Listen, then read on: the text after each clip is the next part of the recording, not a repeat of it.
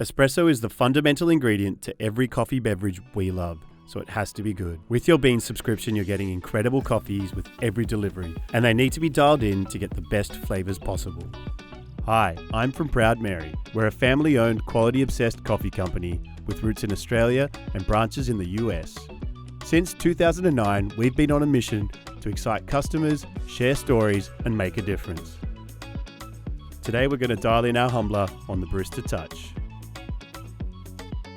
Now, assuming you've already placed a single wall double basket in the portafilter and you selected the double shot button, then you're ready to brew with me. Here's what my bar setup looks like from accessories to placement. Pause here if you need a minute to set yourself up for the brew along. At minimum, grab a dry towel. I've got Humbler in this hopper. Humbler has a rich body with notes of chocolate, fudge, dates, and a nice caramel sweetness to round it out. My grind setting is at 13, and yours may be different, and that's okay. Let's start with the brew first. Remove the portafilter and just dry it out. Alright, grab the dosing funnel. This is a great way to keep all the coffee in the basket while you're grinding for less mess. We're going to grind and purge the group head for 2 seconds just to refresh the system. So grind and purge.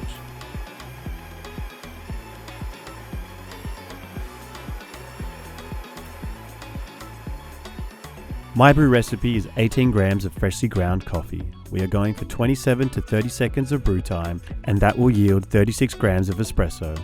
It's going to look like you have a lot of coffee in the basket, so that's why we left the dosing funnel on so we can settle the bed without spilling. Tap the edges of the basket and move it around and settle it like you would a cake band. Remove the dosing funnel, going in for that tamp. This is a pretty fun and simple process, so align your wrist and elbow in a straight line as best as you can, thumbs facing each other, and just come into the bed and press it until it stops moving or pushes back at you. And that is tamping in a nutshell. Remember, we are aiming for 18 grams of coffee. Come over to your knockbox and just give it a little twist above the surface of the bed. If you have the right dose, it should barely touch the surface of the coffee. Alright, let's give it a quick polish. This is a no pressure finish polish, just a little twist. Wipe any excess coffee from the basket just so you can ensure that watertight seal. Insert the portafilter into the group head. Press the double cup button and grab your cup. You shouldn't see the first drops of espresso until around the 7 to 9 second mark. The machine starts at a low pressure and water is moved through the puck up to a high pressure. This is called pre-infusion. This will result in a slow saturation of the bed and a full extraction of sugars, acids, omegas, and lipids that make up a delicious espresso.